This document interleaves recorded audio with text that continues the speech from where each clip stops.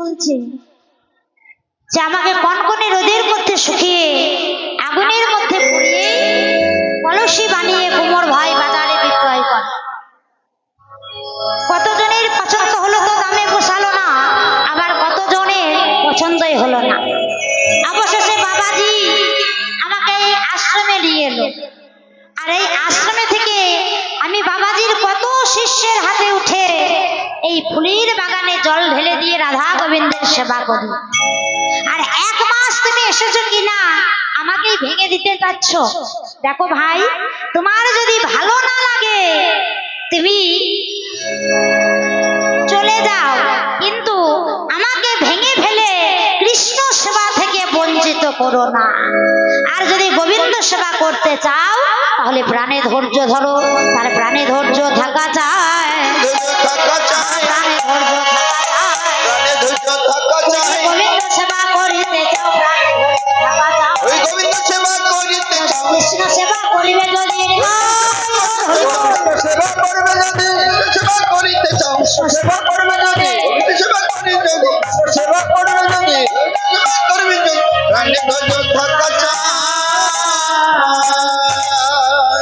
তাই ভাই শ্রীদামের দেখ দেখ অগনে আরে বেলা নাই, এবার যে মায়ের জন্য মনে কেমন করে। তাই চল এবার আমরা ঘরে ফিরে যাই। তাই শ্রীদামের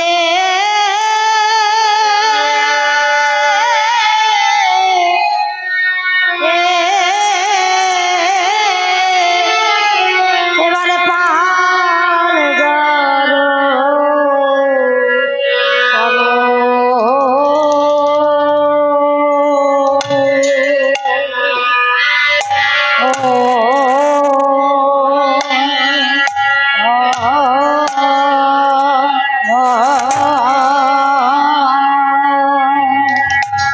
পালে জড়ো করো শ্রীদা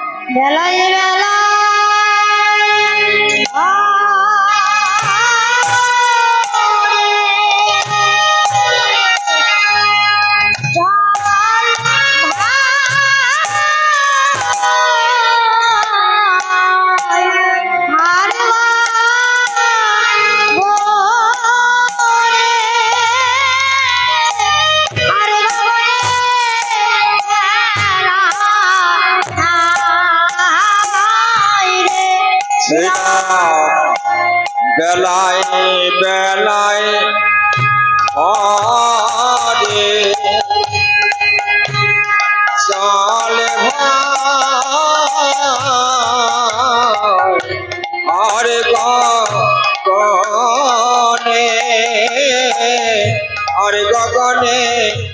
বেলা নাই ভয়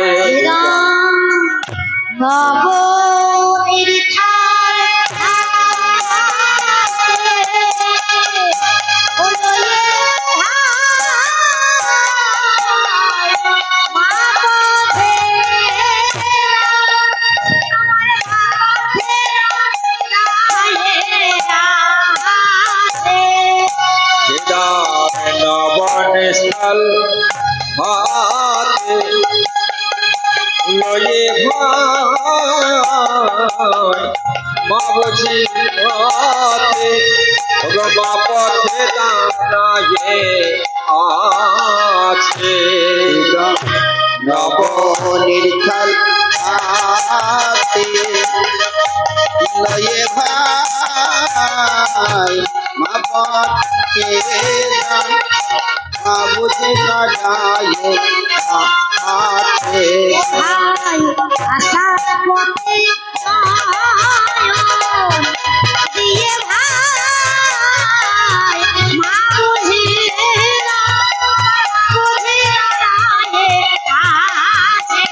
আমি আশা পথে নয় দিয়ে ভাই মা বোঝে দাঁড়ায়ে আছে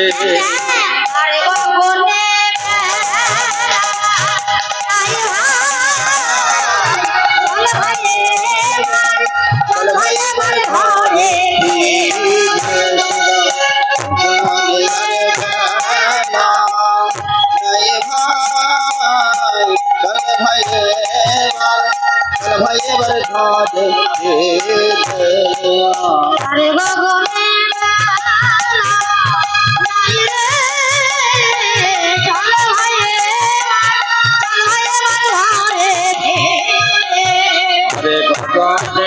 বেলা নাই ভাই চলে ভাই এবার চল ভাই এবার ঘরে চল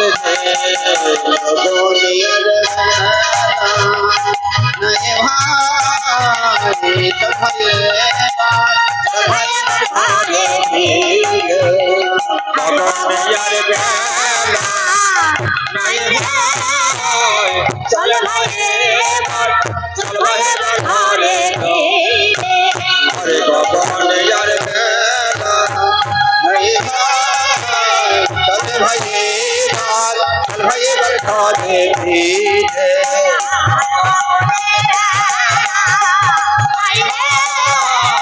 চল ভাই এবার চল ভাই এবার ঘরে চল গগনে আর বেলা নাই ভাই চল ভাই এবার ঘরে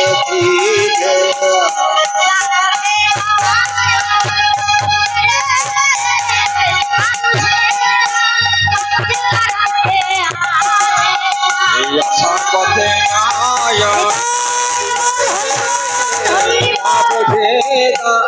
বুঝে দাঁড়ায়ে আছে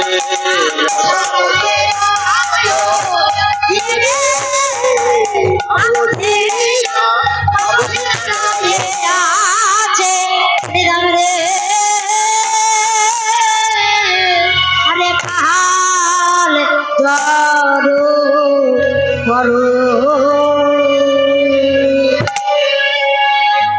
ওরে সেটা আমার যে আর খেলা ভালো লাগে না আর বাবুরে যে বেলা নেই তাই এবার চলো ঘরে ফিরে যাই ওরে পাল জড়ো করো সেটা দাও সেটাই জড়ো করেছি দাম দাও সেনা জড়ো করো সেটা দাও সেনা জড়ো করেছি দাম দাও সেনা সাহনে বিষম ভাই নামে করে ভাই বিষম খাই নামে করে মা বিষম খাই নাম করে মায়ের খেলা ভালো লাগে না রে ভালো লাগে না রে ভালো লাগে না খেলা ভালো লাগে না রে মায়ে বুঝি না করে খেলা ভালো লাগে না বুঝি না করে খেলা ভালো লাগে না রে মায়ে বুঝি না করে ঘন ঘন বিষম লাগে নাম করো ঘন ঘন বিষম লাগে মাই বুঝি নাম করো ঘন ঘন বিষম লাগে মাই বুঝি নাম করো ঘন ঘন বিষম লাগে মাই বুঝি নাম করো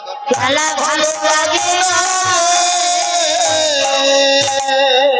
ওরে ভাই শ্রীরামে রে আমার তো মায়ের জন্য মন কেমন করে তাই আর বিলম্ব করো না ওরে আজ মাঠে আমাদের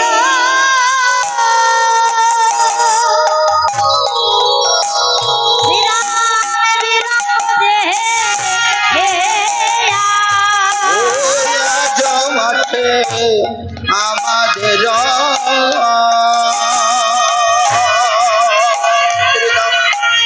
বিলম্ব দেখিয়া আহা হেন বুঝি কান্দে পথ পানে চাইয়া বুঝি কাঁদেবা পথ পান চাইয়া হেন বুঝি কান্দে পথ পানে চাইয়া বুঝি কাঁদেবা পথ পানে চাইয়া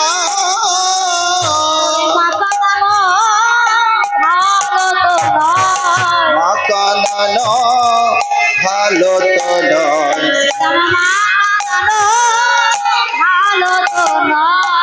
মাকানন ভালো তো নয়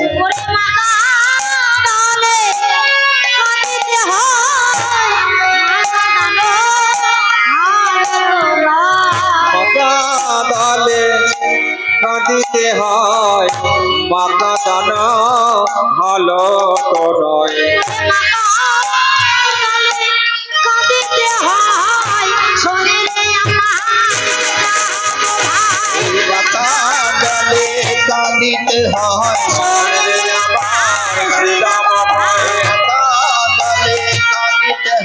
শোনে রে আমার শ্রীরাম ভয়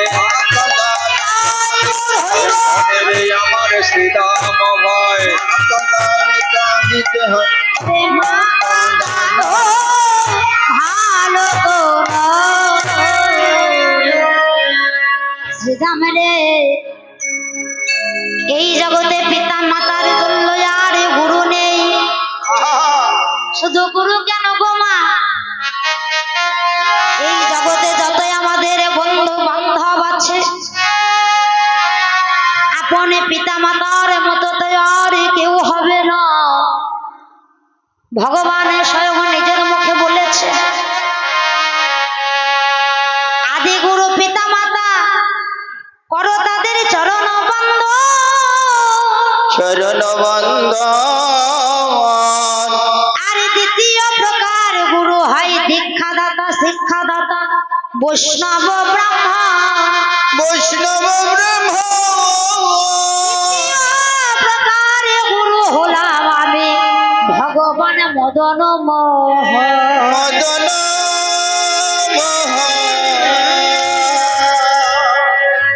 আমার কৃপা যদি কেউ পেতে চাও তাহলে আগে পিতা মাতার সেবা করো মনে মনে বিচার করে দেখো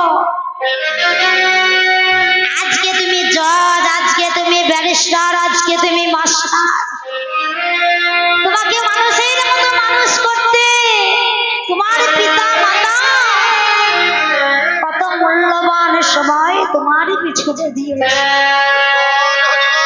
অক্লান্ত পরিশ্রম করেছে তোমাকে এই সমাজের একজন করতে মাগো মা তার সন্তানকে এতটা ভালোবাসে যে নিজেকে সে এত ভালোবাসে নিজের প্রাণের চেয়েও সন্তানকে বেশি ভালোবাসে বাস্তবে অনেক দেখা যায় একটা সন্তান আনতে গিয়ে কত মায়ের প্রাণ চলে যায় তাই না মা মা জানে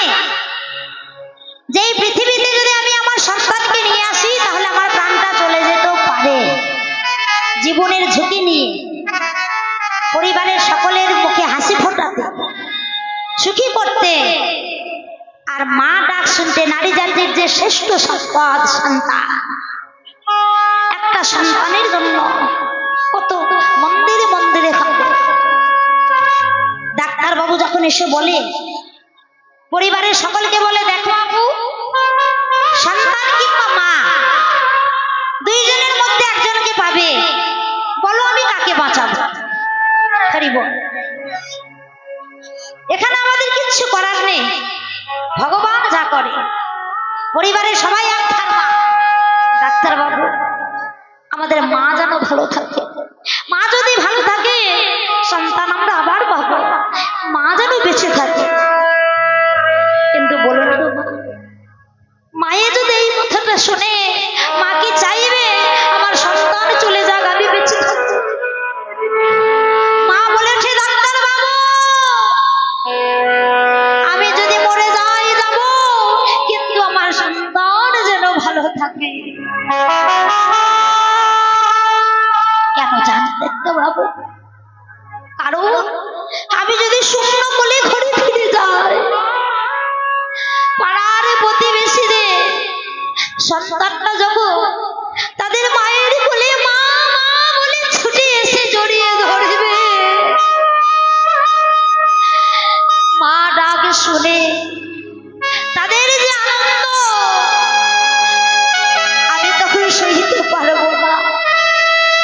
আমি যদি মরেও যাই, আমার সন্তান যদি বেঁচে থাকে, আমার একটি ছবি নিয়ে যদি আমাকে কখনো সে মা বলে ডাকে, আমি মরণের ওপার থেকে শুনে শান্তি পাই। তাই আমার চেয়ে আমার সন্তান আমার কাছে অনেক। নিজে না খেয়ে মা খাওয়ায়, সন্তানের ক্ষুধা পেয়েছে, মুখ দেখে যদি দুঃখ বোঝে, সে আর কেউ নয়, তিনি হলেন আমাদের মা। সন্তান ভালো আছে না মন্দ আছে, যদি কেউ মুখ দেখে বুঝতে পারে, সেটা হলো আমাদের মা। খেয়েছে কি খাই নাই সেটা বুঝতে পারে মা। সন্তান বিদেশে থাকলে যদি কিছু হয়, সবার আগে ঘরে বসে জানতে পারে তার মা। কত ব্যথা সহ্য করে, 10 মাসের 10 দিন পর্যন্ত মা গর্ভে বহন করে। আর পিতা, একটা সন্তানকে মানুষ করতে গেলে বাবা আপনাদের 25টা বছর সময় দিতে হয়।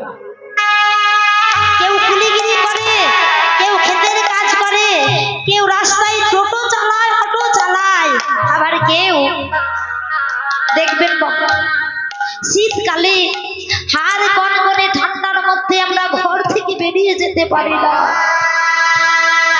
এই জগতে অনেক পিতা আছে, ওই ঠান্ডার মধ্যে সারা রাত্রি মাছ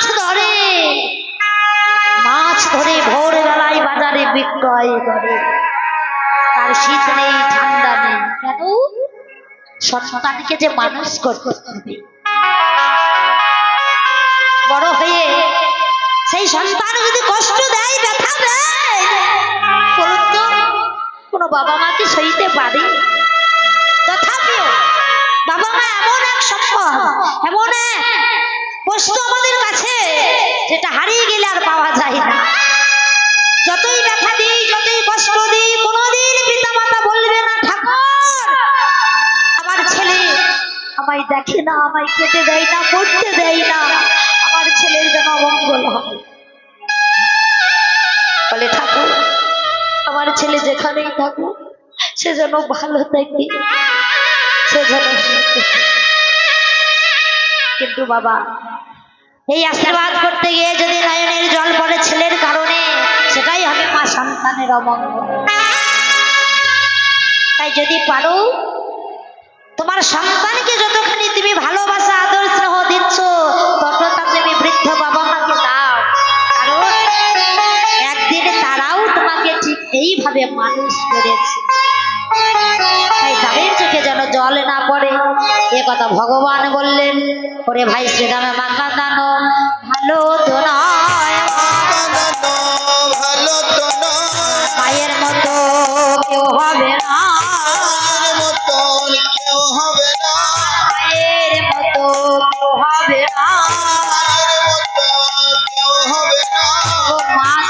করে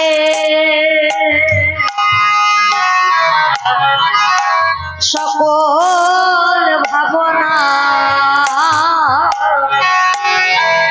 আর ভাইয়ের মতো হবে না আমারে মাঝে করে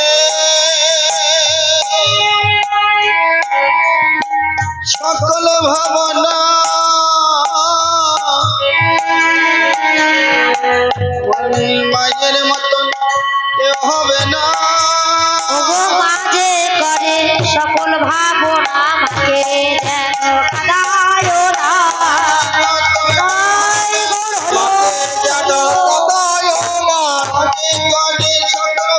না মায়ের মতো কেউ হবে না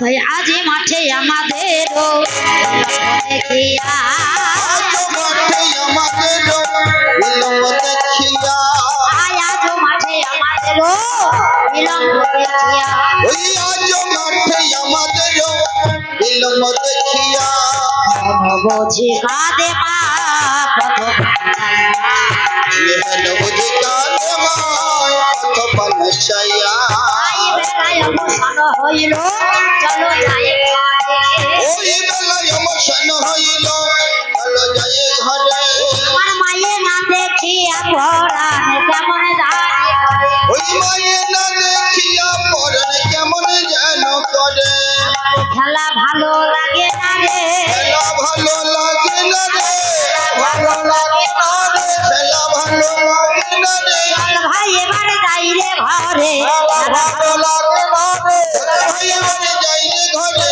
আর বিলম্ব করিস না রে ভাই এবারে যাই রে ঘরে আর বিলম্ব করিস না রে ভাই এবারে যাই রে ঘরে আর বিলম্ব করিস না রে ভাই এবারে যাই রে ঘরে আর বিলম্ব করিস না রে ভাই এবারে যাই রে ঘরে খেলা ভালো লাগে না রে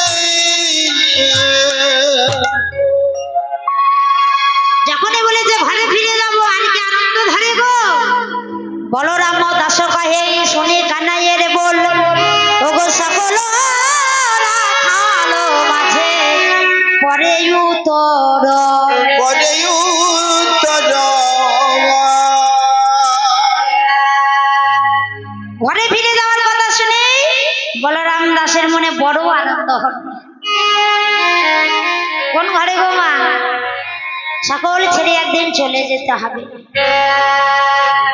এই যে ঘরে বাস করছে এটা খেলার ঘর কবে ভেঙে যাবে যেদিন আমার হৃদয় গগনের বেলা শেষ হবে বেলা শেষে খেলা ঘর ভেঙে যাবে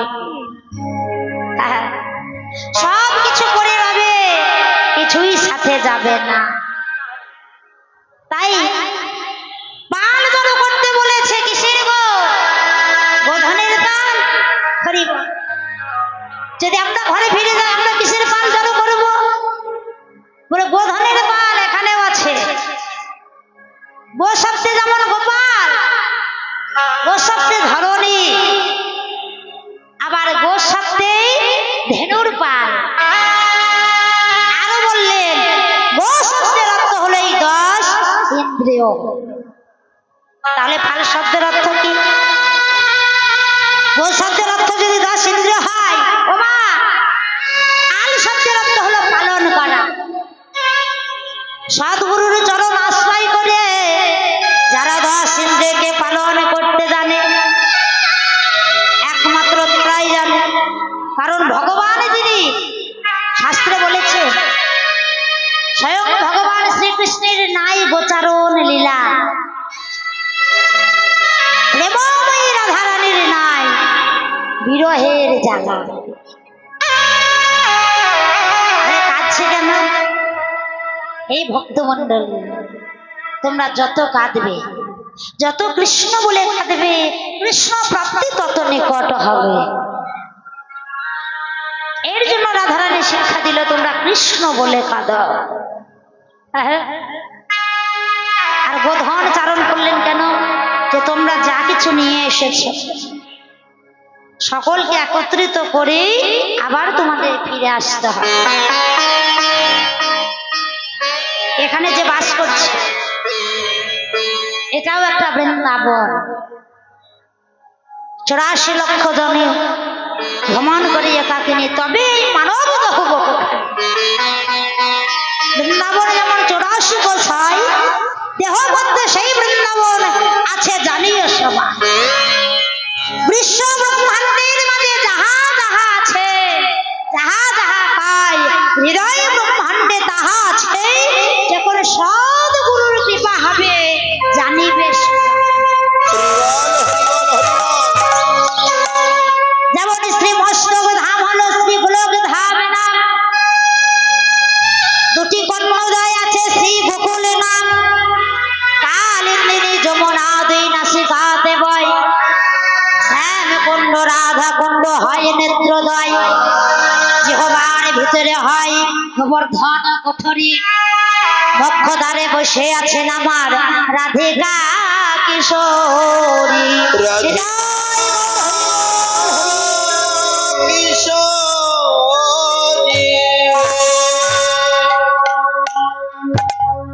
তাই হৃদয় বৃন্দাবনে রাধা রানী হলো আমার জীবাত্মা, আর পরমাত্মা হলেন আমার প্রাণ গোবিন্দ। এই দেহটাকে ভেবো না যে শুধুমাত্র রক্ত মাংস আর হাড় দ্বারা গঠিত, না। হয়তো কেটে দিলে পাওয়া যাবে কয়েক লিটার রক্ত, কয়েক টুকরো হাড় আর কয়েক কিলো মাংস, কিন্তু শাস্ত্রে বললে করে বল ভেবে দেখো শুধু তা নয়।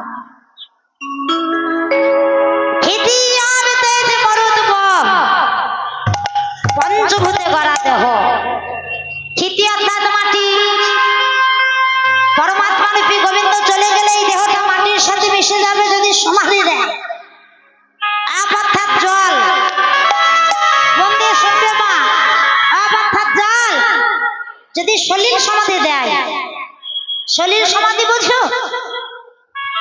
মানে গঙ্গার মধ্যখানে নিয়ে গিয়ে একেবারে ডুবিয়ে দেওয়া, সলিল সমাধি। তাহলে কি হবে? এই দেহটা জলের সাথে মিশে পচে পচে নষ্ট হয়ে যাবে, জলের সাথে মিশে যাবে। তেজ, আগুন বা সূর্য কিরণ যদি তোমায় পুড়িয়ে দেয় তাহলে তো ভস্ম হয়ে যাবে, তার সাথে মিশে যাবে।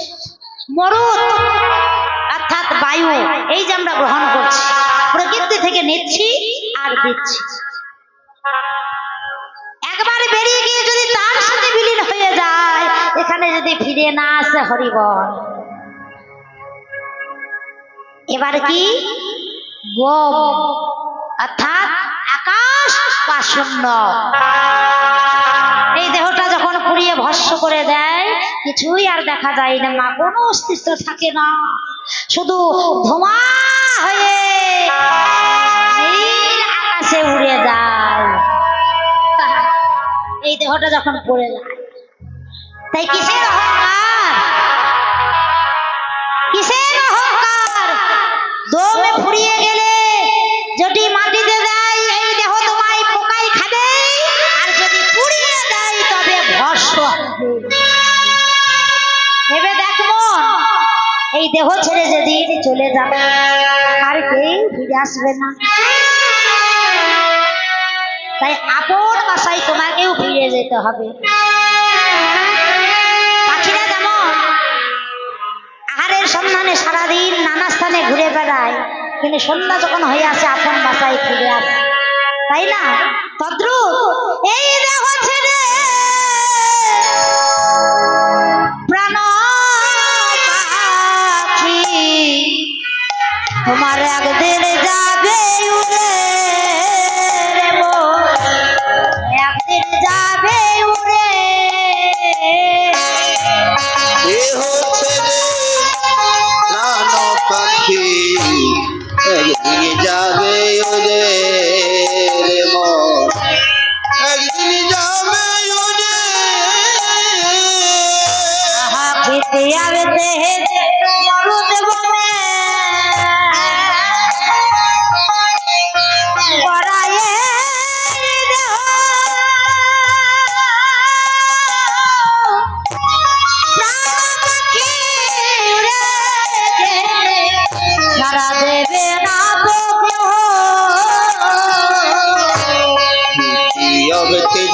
मराद बमे गराए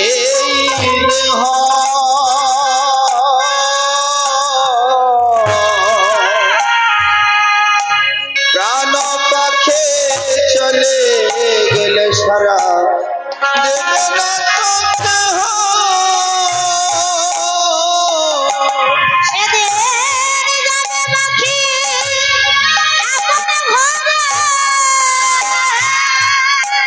যাবে পাখে আপন ঘরে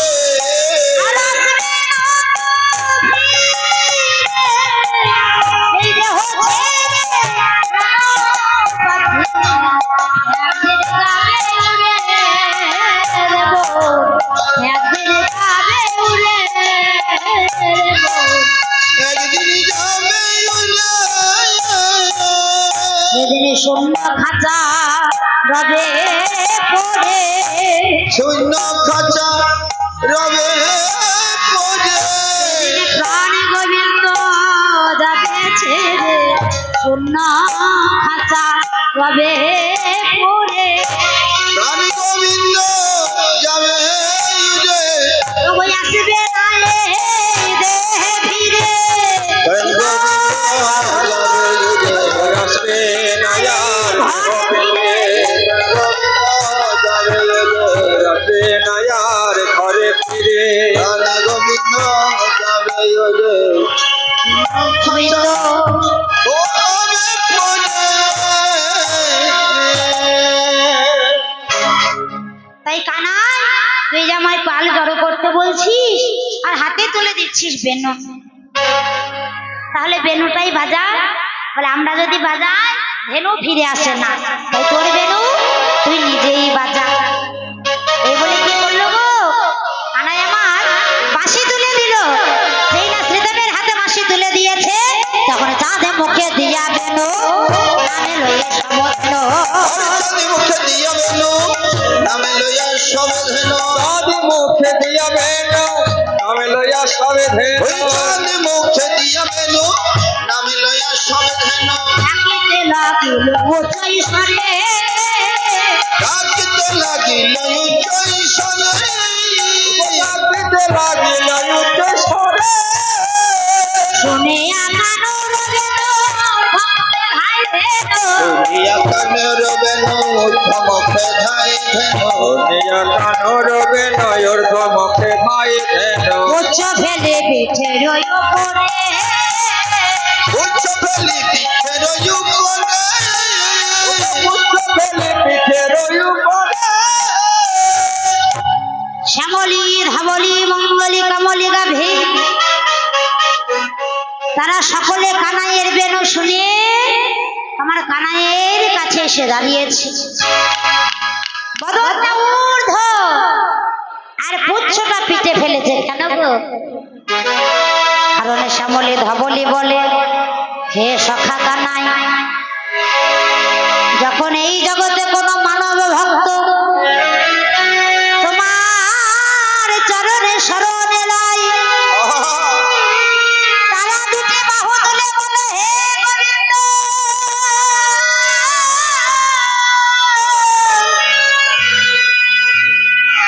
ও গো দয়াময় একটিবারে মরে কৃপা করো তারা দুটি বাহু উত্তোলন করে তোমার চরণে শরণাপন্ন হয় কিন্তু আমাদের পশুকুলে হয়েছে জন আমাদেরই তো দুটি চরণের নাই দুটি হস্ত নাই আমাদের দিয়েছো 4টি চরণ ওগো করুণার সিন্ধু তুমি যেমন আমাদের 4টি চরণ দিয়েছো ঠিকই তেমনি আমাদের দিয়েছো একটি লেজ আর সেই লেজের ডগায় দিয়েছো পুচ্ছ তাই ওগো দয়াময় সেই পুচ্ছটা পিঠের উপর ফেলে কৃষ্ণ ভজনের গতি তো ঊর্ধ্বে তাই বদনটা ঊর্ধ্ব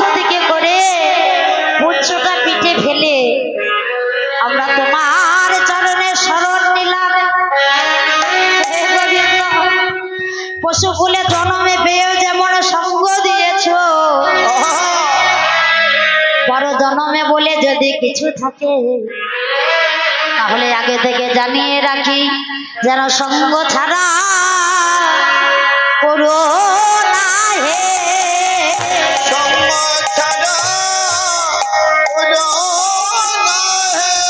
সঙ্গ ছাড়া করো না হে সঙ্গ ছাড়া করো না হে। তোমার সঙ্গ বড়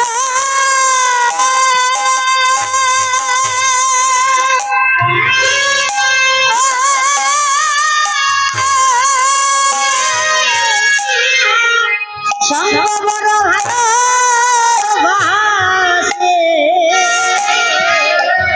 যেন সঙ্গ ছাড়া করো না হে সঙ্গবরা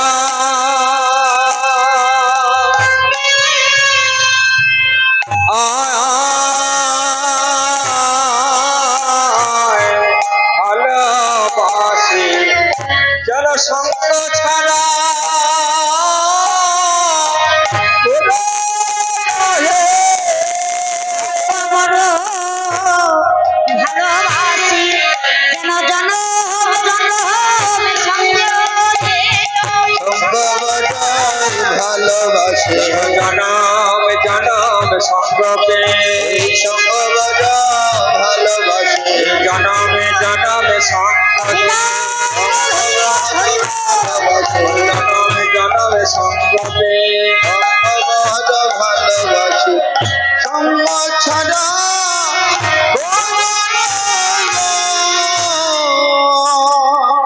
তাই শ্যামলি ধামলি এসে দাঁড়ালো আর সকল সখাগণ একত্রিত হলো সকল সখাগণকে একত্রিত নিয়ে এবারে চলেছে কোথায় গো ঘরে ফিরে চলেছে তাই সেতে কান্তি অনুপাম আগে ধাই বলো রাম কান্তি অনুপমে আগে ধাই বলরা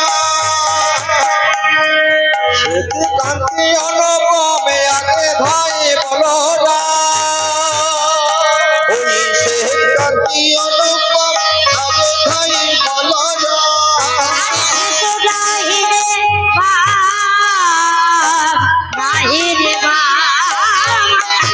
উড়ানে বা और शिशु रहने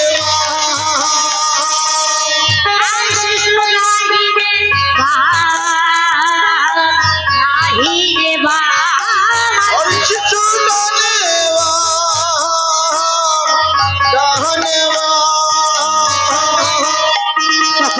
দাম সুদাম পাছে ভালো শোভা করিয়াছে দাম সুদাম সাথে ভালো শোভা করিয়াছে সুদাম পাছে ভালো সভা করিয়াছে দাম সুদাম পাছে ভালো শোভা করিয়াছে মাঝে মাঝে নব ঘন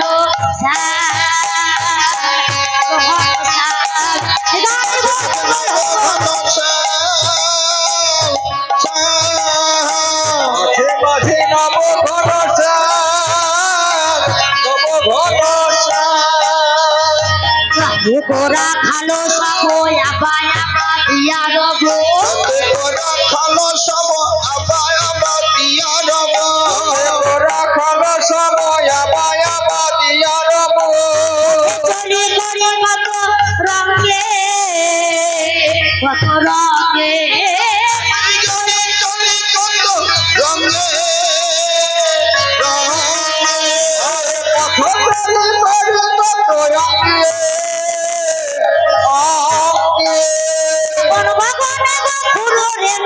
উঠিল মহল বেন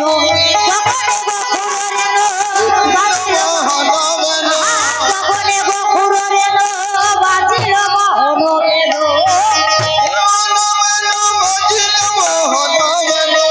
বলো রাগ দাস চলো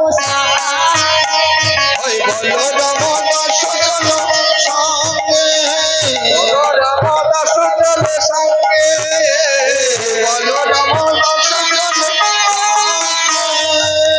আনন্দ ধরে না আনন্দ ধরে না আনন্দ ধরে না আনন্দ ধরে না ধরে না আনন্দ ধরে না সকল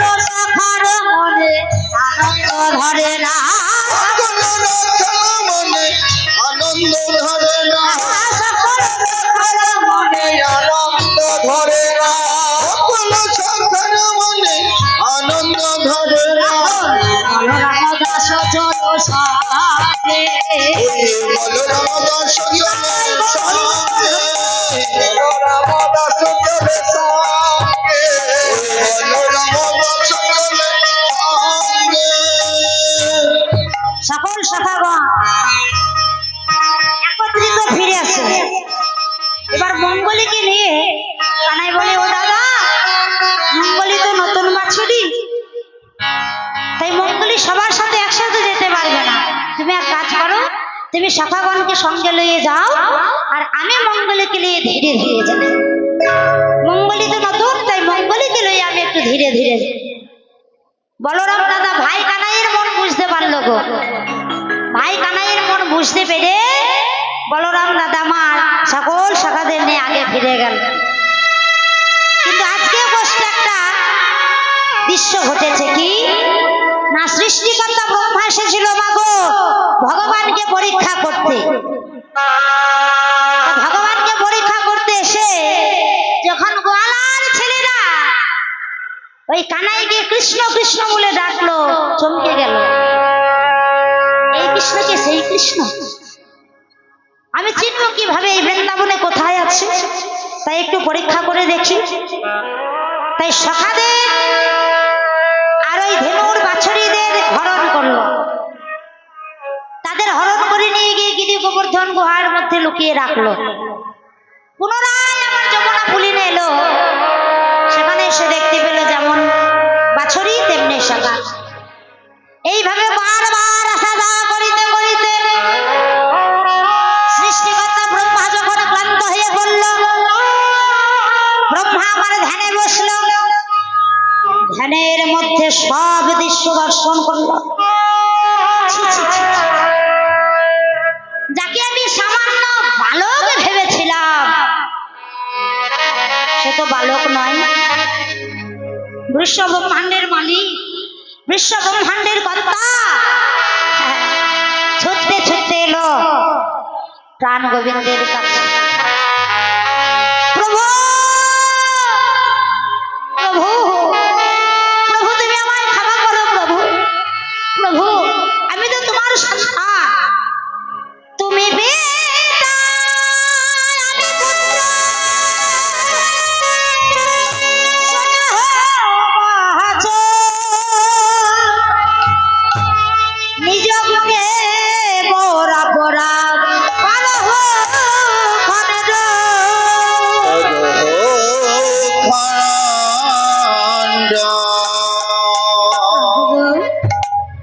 এই জগতে কোন সন্তান যদি তার পিতাকে লাথি মারে, পিতা কি অভিমান করে থাকে?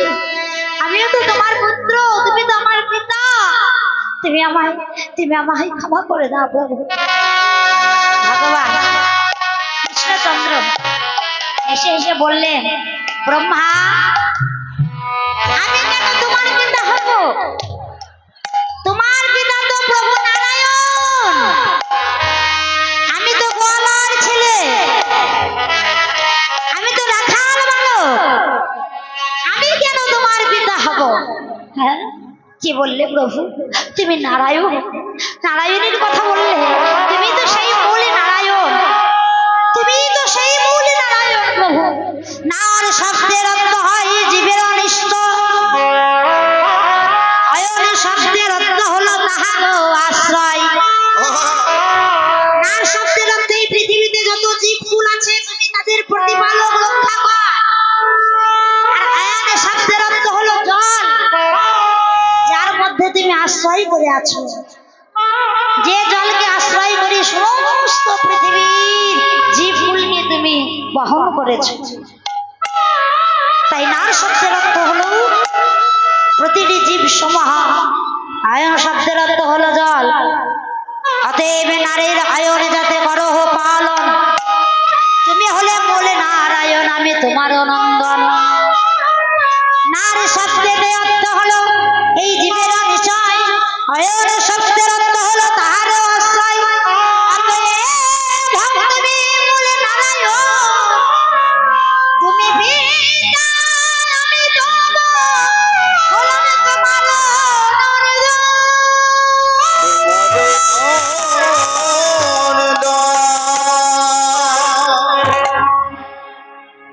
ক্ষমা আমি করলাম বটে, কিন্তু যে অপরাধ তুমি করেছ, যে যবনোচিত কর্ম তুমি করেছ, যে যবনোচিত কর্ম করেছ, সেই জন্য তোমাকে আগত কলিকালে মনোহার চক্রবর্তী উজালা দেবীর গর্ভের সন্তান হয়ে গেলে, ব্রাহ্মণ পুত্র হয়ে জন্ম নিলে তোমাকে পালিত হতে হবে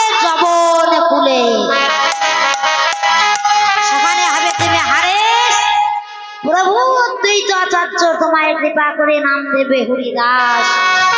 আর পুনরায় বলিবে যখন আমি গৌরাঙ্গ রূপে যাব সেই দিন হরিদাস রূপে তুমি আবার আমার সাথে মিলিত হবে। নিতাই গৌর হরি বল। হরি বল হরি বল।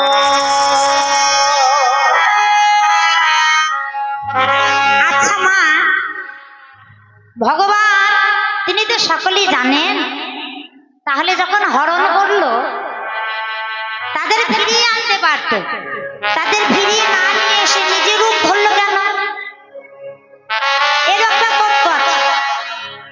যেদিন নন্দ মহাস্তব হয়, মা নন্দরানী গোপালকে নিয়ে আদর করছে, আর এমন সময় যত ব্রজবাসিনী মায়েরা এসেছে, গাভী মাতারা আছে, তারা মনে মনে আশা করে হে বিধাতা, ওই গোপালের মতো সন্তান যদি আমরাও পেতাম আমাদের জনম ধন্য হতো। ভগবান সকল মায়েদের বাসনা বুঝতে পেরে বলেছিল, ওগো ব্রজবাসিনী মাতাগণ, ওগো গাভী মাতাগণ, তোমাদের বাসনা পূরণ করব। তবে জানো ব্রহ্মা যেদিন আমায় চিনিতে নারবে, তোমাদের সন্তানদের হরণ করবে, সেই দিন আমি নিজে তোমাদের সন্তানের রূপ ধরে, তোমাদের বৎসদের রূপ ধরে তোমাদের কোলে ফিরে আসব, তোমাদের ক্ষীরধারা পান করব। সেই দিন তোমাদের সকলের মনোবাসনা আমি পূরণ করে দেব। তাই আজকে আমার প্রত্যেকজন গোবিন্দ, যত শাখা আছে, যত বাছরে আছে, তার আগে আগে চলে গেল, আর স্বয়ং যিনি কৃষ্ণ তিনি আমার পিছনে পড়েছে। মুরলীর ধ্বনি শুনে রাধারানী আমার সখীদের বলে, সখী ওই দেখে বকুড়ের ধুলি ওরে বৃন্দাবনের গগনে মুরলীর ধ্বনি শোনা যায়, চল চল চন্দ্রশালিকায় যায়। সখীগণ বলে, রাধে চন্দ্রশালিকায় গেলে শুধু কথা বলা যাবে, আহা দেখা যাবে, কিন্তু মনের কথা বলা যাবে না।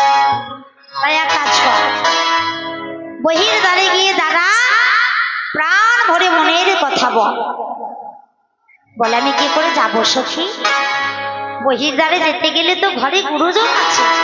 বলে, সন্ধ্যা প্রদীপ, প্রদীপের থালা সাজিয়ে ওই বহির দ্বারে গিয়ে দাঁড়া। তখন রাধারানী কি করলো? প্রদীপের থালা সাজিয়ে বহির দ্বারে এসে দাঁড়ালো। প্রাণবধূ হে ওই না বেশে আইস আমার ঘরে, ওই নামে সে আইস আমার ঘরে, ওহে ওই না বেশে আইস আমার ঘরে।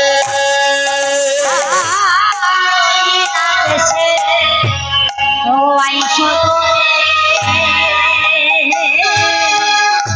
বধূ দাঁড়ায় গো আগে, হরি ওই নামে সে আইস তুমি,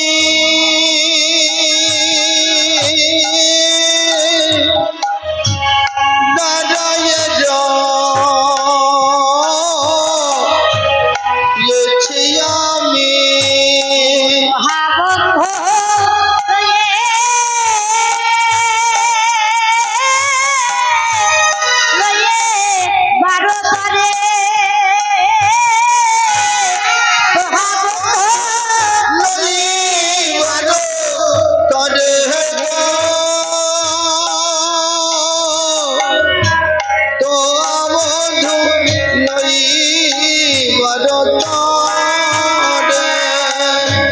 করে এসো হে, দয়া করে এসো হে, দয়া করে এসো হে, দয়া করে এসো হে, হে আমার দয়া করে এসো হে। হে আমার প্রাণ গোবিন্দ, আশা করে দাঁড়ায় আছে, হে আমার প্রাণ গোবিন্দ, আশা করে দাঁড়ায় আছে, হে আমার প্রাণ গোবিন্দ, আশা করে দাঁড়ায় আছে। ওহে আমার প্রাণ গোবিন্দ এই আশা করে দাঁড়াই আছি ওহে আমার প্রাণ গোবিন্দ দয়া করে এসো হে